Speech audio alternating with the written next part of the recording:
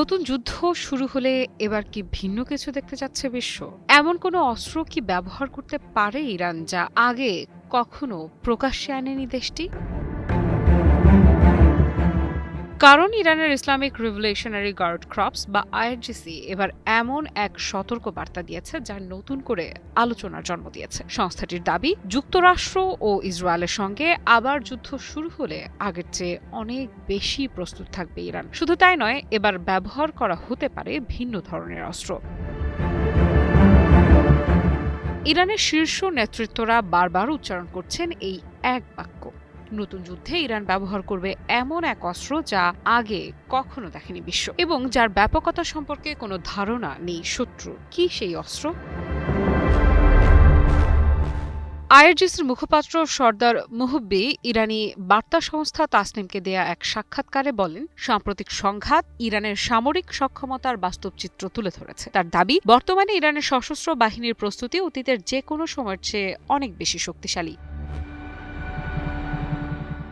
কিন্তু সবচেয়ে বেশি কৌতূহল তৈরি করেছে তার ভিন্ন অস্ত্র ব্যবহারের ইঙ্গিত। তিনি ঠিক কী ধরনের অস্ত্রের কথা বলেছেন সে বিষয়ে বিস্তারিত কিছু জানাননি, আর এই নীরবতাই নতুন জল্পনার জন্ম দিয়েছে।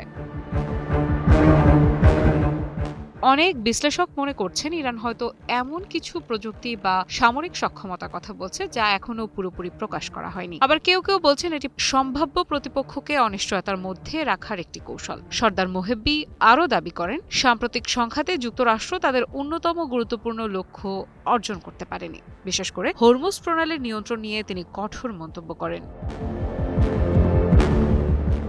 তার ভাষায়, বিপুল সামরিক শক্তি মোতায়েন করেও যুক্তরাষ্ট্র 1 মিনিটের জন্যও হরমুজ প্রণালীকে ইরানের নিয়ন্ত্রণ মুক্ত করতে পারেনি। হরমুজ প্রণালীর গুরুত্ব ঠিক কতটা তা আলাদা করে বলার প্রয়োজন নেই। বিশ্বের বিপুল পরিমাণ তেল ও গ্যাস এই সংকীর্ণ জলপথ দিয়ে আন্তর্জাতিক বাজারে পৌঁছে। ফলে এই প্রণালীতে যে কোনো অস্থিরতা সরাসরি বৈশ্বিক জ্বালানি বাজারে প্রভাব ফেলে।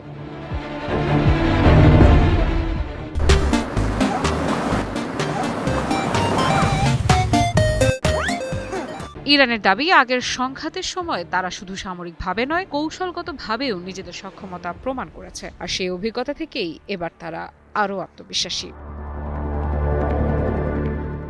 আফ্রিদা ইফরাত, নিউজ 24।